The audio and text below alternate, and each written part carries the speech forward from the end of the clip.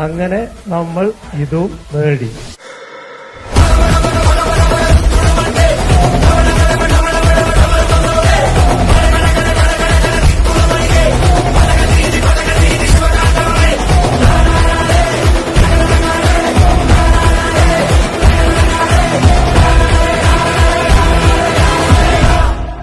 നമസ്കാരം, ആസാദി നൈറ്റ് എഡിഷനിലേക്ക് ഏവർക്കും സ്വാഗതം. നോക്കാം ഇന്നത്തെ പ്രധാനപ്പെട്ട വാർത്തകൾ. വിഴിഞ്ഞം അന്താരാഷ്ട്ര തുറമുഖം പ്രധാനമന്ത്രി നരേന്ദ്രമോദി രാഷ്ട്രത്തിന് സമർപ്പിച്ചു. അർജന്റീനയിൽ ഭൂചലനം, സുനാമി മുന്നറിയിപ്പ്, തീരപ്രദേശത്തുള്ളവരോട് ഒഴിയാൻ നിർദ്ദേശം.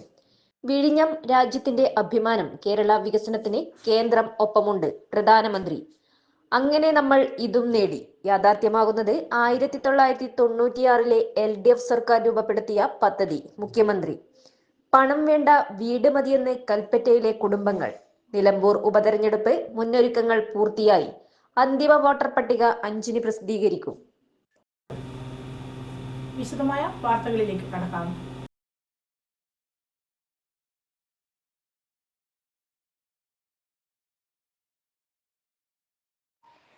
കേരളത്തിന്റെ സ്വപ്ന പദ്ധതിയായ വിഴിഞ്ഞം അന്താരാഷ്ട്ര തുറമുഖം പ്രധാനമന്ത്രി നരേന്ദ്രമോദി രാഷ്ട്രത്തിന് സമർപ്പിച്ചു. മുഖ്യമന്ത്രി പിണറായി വിജയന്റെ അധ്യക്ഷതയിൽ നടന്ന ചടങ്ങിലാണ് പ്രധാനമന്ത്രി തുറമുഖം രാജ്യത്തിനായി സമർപ്പിച്ചത്. ഗവർണർ രാജേന്ദ്ര ആർലേക്കർ, കേന്ദ്ര തുറമുഖ വകുപ്പ് മന്ത്രി സർബാനന്ദ സോനോവാൾ, കേന്ദ്രമന്ത്രിമാരായ സുരേഷ് ഗോപി, ജോർജ് കുര്യൻ, മന്ത്രി VN Vasavan, Shashi Tharoor MP, Adani group chairman Gautam Adani തുടങ്ങിയവർ ചടങ്ങിൽ പങ്കെടുത്തു. വിഴിഞ്ഞം ആഴക്കടൽ തുറമുഖം പുതുതലമുറ വികസനത്തിന്റെ പ്രതീകമാണെന്ന് പ്രധാനമന്ത്രി നരേന്ദ്രമോദി. ഇന്ത്യയുടെ സമുദ്ര അടിസ്ഥാന സൗകര്യങ്ങളിൽ ഒരു പ്രധാന പുരോഗതിയാണ് വിഴിഞ്ഞം. ട്രാൻസ്ഷിപ്പ് ഹബ്ബ് നിലവിലുള്ള ക്ഷമതയിൽ നിന്ന് വരുംകാലത്ത് 3 ഇരട്ടിയായി വർദ്ധിപ്പിക്കും. അതിലൂടെ ലോകത്തിലെ വലിയ വലിയ ചരക്കു കപ്പലുകൾക്ക് വളരെ വേഗത്തിൽ വിഴിഞ്ഞത്ത് എത്തിച്ചേരാൻ കഴിയും. ഇത് സാമ്പത്തിക സുസ്ഥിരത കെട്ടിപ്പടുക്കുന്നതിന് പ്രയോജനപ്പെടും. വിഴിഞ്ഞം പദ്ധതി രാജ്യത്തിന്റെ അഭിമാനമാണെന്നും പുരോഗതിയിലേക്കുള്ള ചുവടുവെപ്പാണെന്നും അദ്ദേഹം പറഞ്ഞു. കേരളം രാജ്യപുരോഗതിക്ക് വലിയ പങ്കുവഹിച്ചു. കേരളത്തിന് ഇനിയും വലിയ പങ്കുവഹിക്കാനുണ്ട്. സാമ്പത്തിക പുരോഗതിക്ക് തുറമുഖം ആവശ്യമാണ്. വിഴിഞ്ഞം തുറമുഖത്തിന്റെ നിർമ്മാണം അദാനി അതിവേഗം പൂർത്തിയാക്കി. 30 വർഷമായി ഗുജറാത്തിൽ അദാനിയുടെ തുറമുഖം പ്രവർത്തിക്കുന്നു. എന്നാൽ ഇത്രയും വലിയ തുറമുഖം നിർമ്മിച്ചത് കേരളത്തിലെ വിഴിഞ്ഞത്താണ്. ഇക്കാര്യത്തിൽ ഗുജറാത്തിലെ ജനങ്ങളുടെ പരാതി അദ്ദേഹം കേൾക്കേണ്ടി വരും. പൊതു സ്വകാര്യ പങ്കാളിത്തത്തിലൂടെ രാജ്യത്ത് കഴിഞ്ഞ 10 വർഷത്തിനിടയിൽ കോടിക്കണക്കിന് രൂപയുടെ നിക്ഷേപം നടന്നു. സ്വകാര്യ മേഖലയുമായി ചേർന്നുള്ള പ്രവർത്തനത്തെയും അദാനിയെയും കമ്മ്യൂണിസ്റ്റ് മന്ത്രി പ്രശംസിച്ചു. മന്ത്രി VN വാസവന്റെ പ്രസംഗം ചൂണ്ടിക്കാട്ടി മോദി പറഞ്ഞു, വന്ദേ ഭാരത്, ബൈപ്പാസുകൾ, ജലജീവൻ തുടങ്ങി കേരളത്തിന് നിരവധി പദ്ധതികൾ നൽകി. കേരള വികസനത്തിന് കേന്ദ്ര സർക്കാർ ഒപ്പമുണ്ടെന്നും അദ്ദേഹം വ്യക്തമാക്കി. രാജ്യത്തിന്റെ ട്രാൻസ്ഷിപ്മെന്റ് രംഗത്തെ നഷ്ടം ഇല്ലാതാക്കാൻ വിഴിഞ്ഞം തുറമുഖത്തിലൂടെ കഴിയും. ഈ രംഗത്ത് പുറത്തു നൽകിയിരുന്ന പണം കേരളത്തിനും വിഴിഞ്ഞത്തെ ജനങ്ങൾക്കും പുതിയ സാമ്പത്തിക സാധ്യതകൾ തുറന്നു നൽകും. കേരളം ആഗോള സമുദ്ര മേഖലയുടെ കേന്ദ്രമായി മാറണം. ആയിരക്കണക്കിന് തൊഴിലവസരങ്ങൾ സൃഷ്ടിക്കപ്പെടണം. ഇതിനായി കേന്ദ്ര സർക്കാർ സംസ്ഥാനത്തെ സർക്കാരുമായി കൈകോർത്ത് പ്രവർത്തിക്കും. കേരളത്തിലെ ജനങ്ങളുടെ കഴിവുകൾ രാജ്യത്തിന്റെ സമുദ്ര മേഖലയെ മുന്നോട്ട് നയിക്കും. സാഗർമാല പദ്ധതിയിലൂടെയും PM ഗതിശക്തി പദ്ധതിയിലൂടെയും തുറമുഖങ്ങളുടെ അടിസ്ഥാന സൗകര്യവും കണക്ടിവിറ്റിയും സാധ്യമാക്കി. ഇന്ത്യയുടെ തീരദേശ സംസ്ഥാനങ്ങളും നമ്മുടെ തുറമുഖ നഗരങ്ങളും വികസിത ഭാരതത്തിന്റെ വളർച്ചയുടെ പ്രധാന കേന്ദ്രങ്ങളായി മാറും, അദ്ദേഹം പറഞ്ഞു. മത്സ്യത്തൊഴിലാളികൾക്ക് പ്രയോജനം ലഭിക്കേണ്ടതിനും മുൻഗണന നൽകുന്നു. മത്സ്യസമ്പദ് യോജന മുന്നേറ്റങ്ങളെ മെച്ചപ്പെടുത്തുന്നു. പൊന്നാനി, പുതിയപ്പ തുറമുഖങ്ങളുടെ നവീകരണവും ഏറ്റെടുത്തിട്ടുണ്ട്. ആയിരക്കണക്കിന് മത്സ്യത്തൊഴിലാളികൾക്ക് കിസാൻ ക്രെഡിറ്റ് കാർഡുകൾ ലഭിച്ചെന്നും പ്രധാനമന്ത്രി പറഞ്ഞു. ഫ്രാൻസിസ് മാർപ്പാപ്പയ്ക്ക് പ്രധാനമന്ത്രി ശ്രദ്ധാഞ്ജലി അർപ്പിച്ചു. ഏതാനും ദിവസങ്ങൾക്ക് മുൻപ് വളരെ ദുഃഖകരമായ ഒരു സമയമായിരുന്നു. ഫ്രാൻസിസ് മാർപ്പാപ്പയെ നമുക്ക് നഷ്ടമായി. ഇന്ത്യയെ പ്രതിനിധീകരിച്ച് രാഷ്ട്രപതി ദ്രൗപദി മുർമു സംസ്കാര ചടങ്ങുകളിൽ പങ്കെടുത്തു. ഒരിക്കൽ കൂടി അദ്ദേഹത്തിന്റെ വിയോഗത്തിൽ അനുശോചനം രേഖപ്പെടുത്തുന്നു, അദ്ദേഹം പറഞ്ഞു. വിഴിഞ്ഞത്തേത് കേവലം ഒരു തുറമുഖ കവാടം തുറക്കലല്ലെന്നും വികസന സാധ്യതകളിലേക്കുള്ള രാജ്യത്തിന്റെ മഹാകവാടം തുറക്കലാണെന്നും മുഖ്യമന്ത്രി പിണറായി വിജയൻ. 1996-ലെ LDF സർക്കാർ രൂപപ്പെടുത്തിയ പദ്ധതിയാണ് യാഥാർത്ഥ്യമാകുന്നത്. സ്ഥാപിത താൽപര്യക്കാർ പടർത്താൻ ശ്രമിച്ച തെറ്റിദ്ധാരണകളെ ജനങ്ങളെ വിശ്വാസത്തിലെടുത്ത് അതിജീവിച്ചെന്നും മുഖ്യമന്ത്രി പറഞ്ഞു. പഹൽഗാം ഭീകരാക്രമണത്തിൽ മരിച്ചവർക്ക് ആദരാഞ്ജലികൾ അർപ്പിച്ചാണ് മുഖ്യമന്ത്രി പ്രസംഗം ആരംഭിച്ചത്. ചെലവിന്റെ മുഖ്യ പങ്ക് കേരളമാണ് വഹിക്കുന്നതെന്നും പ്രധാനമന്ത്രിയെ സാക്ഷിയാക്കി മുഖ്യമന്ത്രി എടുത്തു പറഞ്ഞു. അങ്ങനെ നമ്മൾ ഇതും നേടി. ഇത് കേരളത്തിന്റെ ദീർഘകാലമായ സ്വപ്നമാണ്. ആ സ്വപ്ന സാക്ഷാത്കാരത്തിന്റെ നിമിഷമാണ്. ഇത് നമ്മുടെ രാജ്യത്തിന്റെ ഏറ്റവും പ്രധാനപ്പെട്ട പോർട്ടായി മാറുകയാണ്. ലോകത്തിൽ തന്നെ ശ്രദ്ധിക്കപ്പെടുന്ന ഒന്നായി മാറുകയാണ് പിണറായി വിജയൻ പറഞ്ഞു. ഇത് കേവലം ഒരു തുറമുഖ കവാടം തുറക്കലല്ല, വികസന സാധ്യതകളിലേക്കുള്ള രാജ്യത്തിന്റെ മഹാകവാടം തുറക്കലാണ്. വിഴിഞ്ഞത്തെ സാർവദേശീയ തുറമുഖമാക്കി മാറ്റിയത് കേരളത്തിലെ LDF സർക്കാരിന്റെ ഇച്ഛാശക്തിയും നിശ്ചയദാർഢ്യവുമാണ്. ആദ്യമായാണ് ഇന്ത്യയിൽ ഒരു സംസ്ഥാനത്തിന്റെ മുൻകൈയിൽ ബൃഹത് തുറമുഖ നിർമ്മാണം നടക്കുന്നത്. ചെലവിന്റെ ഏറിയ ഭാഗവും കേരളമാണ് വഹിക്കുന്നത്. കരാർ പ്രകാരം 2045 മാത്രമേ ഇത് പൂർത്തിയാക്കേണ്ടതുള്ളൂ. നമ്മൾ അതിന് കാത്തുനിന്നില്ല. 2024 തന്നെ കൊമേഴ്സ്യൽ ഓപ്പറേഷൻ ആരംഭിച്ചു. മദർഷിപ്പിനെ സ്വീകരിച്ചു. തുടർന്ന് 250-ലേറെ കപ്പലുകൾ വിഴിഞ്ഞത്ത് നങ്കൂരമിട്ടു. ഇപ്പോഴിതാ ഒന്നാം ഘട്ടം പതിറ്റാണ്ടു മുമ്പ് പൂർത്തിയാക്കി കമ്മീഷൻ ചെയ്യുന്നു. ഇതിന്റെ എല്ലാ ഘട്ടങ്ങളും പൂർത്തിയാക്കാനാണ് ഉദ്ദേശിക്കുന്നത്. പ്രതിസന്ധികൾ ഉണ്ടായെങ്കിലും കേരളം തളർന്നില്ല. 1996-ലെ LDF സർക്കാർ രൂപപ്പെടുത്തിയ പദ്ധതിയാണ് യാഥാർത്ഥ്യമാകുന്നത്. ഇടക്കാലത്ത് പദ്ധതി അനിശ്ചിതത്വത്തിലായി. വിഴിഞ്ഞം പദ്ധതി നടപ്പിലാക്കുക തന്നെ വേണം എന്ന നിലപാടാണ് കൈക്കൊണ്ടത്. അതുപ്രകാരം 2016-ൽ അധികാരത്തിൽ വന്നതിന് ശേഷം ബൃഹത് തുറമുഖമായി വിഴിഞ്ഞത്തെ മാറ്റുന്നതിനുള്ള നിലപാടുകൾ കൈക്കൊണ്ടത്. സ്ഥാപിത താൽപര്യക്കാർ പടർത്താൻ ശ്രമിച്ച തെറ്റിദ്ധാരണകളെ ജനങ്ങളെ വിശ്വാസത്തിലെടുത്ത് അതിജീവിച്ചു. നിയമക്കുരുക്ക് നീക്കി സങ്കടങ്ങൾക്ക് അറുതി വരുത്തിയാണ് സർക്കാർ നീങ്ങിയത്, മുഖ്യമന്ത്രി പറഞ്ഞു. KPCC അധ്യക്ഷ പദവിയിൽ നിന്ന് കെ സുധാകരനെ മാറ്റാൻ ധാരണ. KPCC അധ്യക്ഷ പദവിയിൽ നിന്ന് കെ സുധാകരനെ മാറ്റാൻ ധാരണയായെന്ന് സൂചന. ഇക്കാര്യത്തിൽ 3 ദിവസത്തിനുള്ളിൽ തീരുമാനം ഉണ്ടായേക്കാം. ഇക്കാര്യം ചർച്ച ചെയ്യുന്നതിനായി ഹൈക്കമാൻഡ് കെ സുധാകരനെ ദില്ലിയിലേക്ക് വിളിപ്പിച്ചു. അധ്യക്ഷ പദവിയിൽ നിന്ന് കെ സുധാകരനെ മാറ്റിയതിനു ശേഷം ദേശീയ നേതൃത്വത്തിലേക്ക് കൊണ്ടുവന്ന് അനുനയിപ്പിക്കാനാണ് ശ്രമം. പ്രവർത്തക സമിതിയിൽ ക്ഷണിതാവായേക്കാനാണ് സാധ്യതകൾ. ഇക്കാര്യം ചർച്ച ചെയ്യുന്നതിനായി മല്ലികാർജുൻ ഖാർഗെ കെ സുധാകരനുമായി കൂടിക്കാഴ്ച നടത്തി. കെ സുധാകരനെ KPCC അധ്യക്ഷ സ്ഥാനത്ത് നിന്ന് മാറ്റുമ്പോൾ ഉടൻ തന്നെ പുതിയ അധ്യക്ഷനെ തീരുമാനിക്കുമെന്നാണ് സൂചന. പകരം പേരുകളും നേതൃത്വത്തിന്റെ പരിഗണനയിലുണ്ട്. പ്രതിപക്ഷ നേതാവായ VD സതീശനും KPCC അധ്യക്ഷനായ കെ സുധാകരനും തമ്മിലുള്ള പടലപ്പിണക്കങ്ങൾ അങ്ങാടിപ്പാട്ടെന്ന പോലെ പ്രചാരമുള്ളതാണ്. ഞാൻ ആദ്യം, ഞാനാണ് ഒന്നാമൻ എന്നുള്ള രീതിയിലുള്ള കോൺഗ്രസ് നേതാക്കളുടെ മത്സരം കോൺഗ്രസ് പ്രവർത്തകരിൽ കടുത്ത അമർഷം ഉണ്ടാക്കിയിരിക്കുകയാണ്.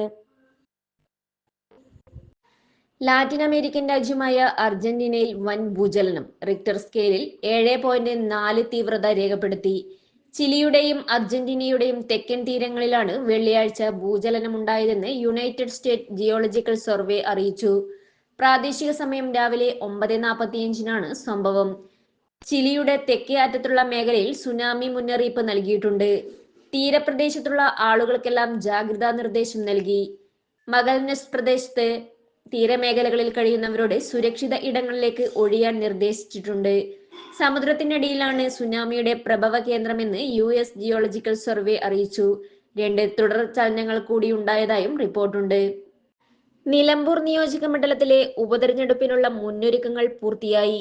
കേന്ദ്ര തിരഞ്ഞെടുപ്പ് കമ്മീഷന്റെ പ്രഖ്യാപനം വന്നാൽ ഇലക്ഷൻ നടത്തുന്നതിന് ജില്ലയിലെ സംവിധാനങ്ങൾ സജ്ജമാണ്. ഉപതെരഞ്ഞെടുപ്പിനുള്ള അന്തിമ വോട്ടർ പട്ടിക മെയ് 5-ന് പ്രസിദ്ധീകരിക്കുമെന്നും തുടർന്നും പട്ടികയിൽ പേര് ചേർക്കാൻ അവസരമുണ്ടാകുമെന്നും ജില്ലാ തിരഞ്ഞെടുപ്പ് ഉദ്യോഗസ്ഥൻ കൂടിയായ ജില്ലാ കലക്ടർ VR വിനോദ് വാർത്താ സമ്മേളനത്തിൽ അറിയിച്ചു. പ്രത്യേക സംക്ഷിപ്ത വോട്ടർ പട്ടിക പുതുക്കൽ ആരംഭിച്ചത് മുതൽ വെള്ളിയാഴ്ച വരെ മണ്ഡലത്തിലെ വോട്ടർ പട്ടികയിൽ പേര് ചേർക്കാനായി ലഭിച്ചത് 20,803 അപേക്ഷകളാണ്. ഏപ്രിൽ 8-ന് കരട് പട്ടിക പ്രസിദ്ധീകരിക്കുന്നത് വരെ 15,296 അപേക്ഷകളും തുടർന്ന് 5,507 അപേക്ഷകളുമാണ് ലഭിച്ചത്. 2024 ഏപ്രിൽ 21 മുതൽ 2025 ഏപ്രിൽ 24 കാലയളവായിരുന്നു കഴിഞ്ഞ സ്പെഷ്യൽ സമ്മറി റിവിഷൻ. ഉപതെരഞ്ഞെടുപ്പിന്റെ പശ്ചാത്തലത്തിൽ ഏപ്രിൽ 7 മുതൽ 9 വരെ മുഖ്യ തെരഞ്ഞെടുപ്പ് ഓഫീസർ ഡോക്ടർ രത്തൻ യു കേൽക്കറിന്റെ നേതൃത്വത്തിൽ മണ്ഡലത്തിൽ സന്ദർശനം നടത്തിയിരുന്നു.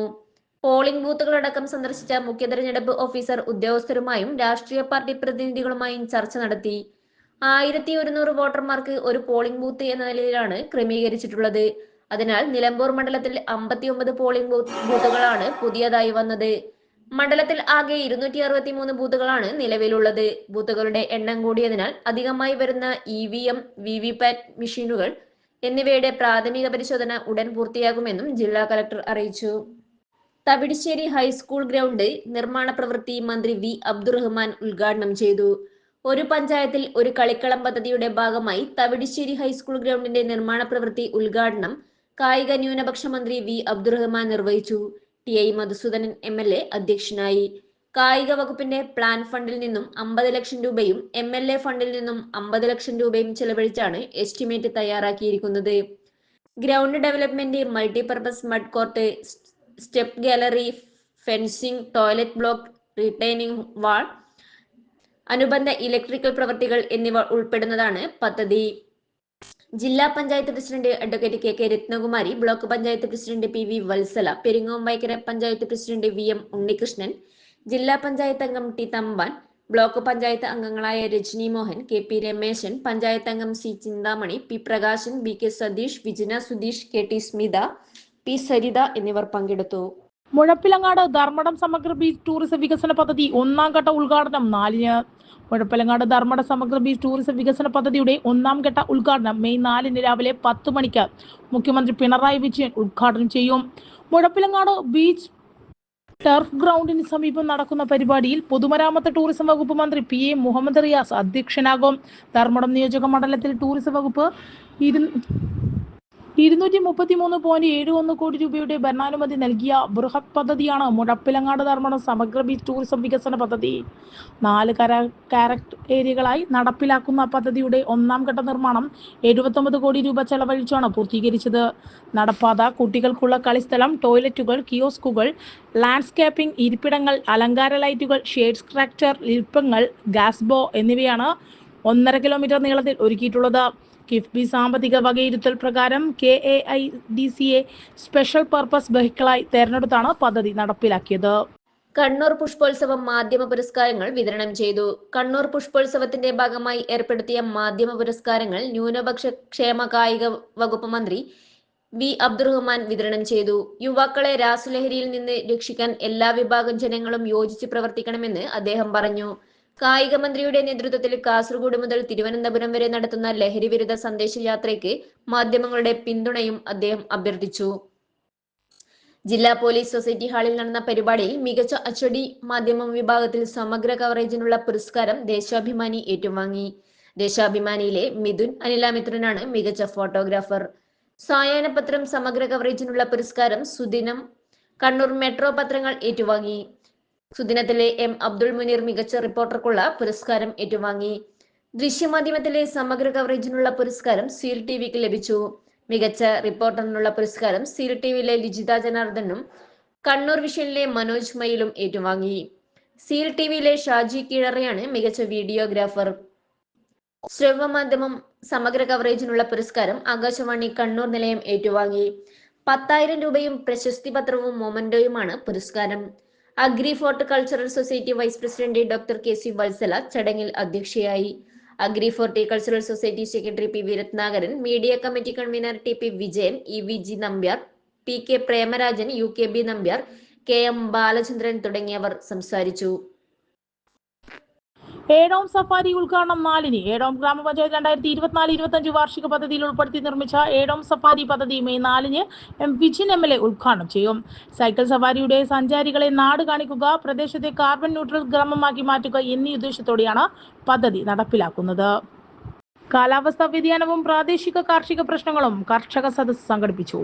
കാലാവസ്ഥാ വ്യതിയാനവുമായി ബന്ധപ്പെട്ട പ്രാദേശിക കാർഷിക പ്രശ്നങ്ങൾ ചർച്ച ചെയ്യാൻ കണ്ണപുരം ഗ്രാമപഞ്ചായത്തിന്റെ നേതൃത്വത്തിൽ ഹരിത കേരള മിഷന്റെയും Kannur technical and farmers coordination സൊസൈറ്റിയുടെയും സംയുക്ത ആഭിമുഖ്യത്തിൽ കാലാവസ്ഥാ വ്യതിയാനവും പ്രാദേശിക കാർഷിക പ്രശ്നങ്ങളും എന്ന വിഷയത്തിൽ കർഷക സദസ്സ് സംഘടിപ്പിച്ചു. M. വിജിൻ MLA പരിപാടി ഉദ്ഘാടനം ചെയ്തു.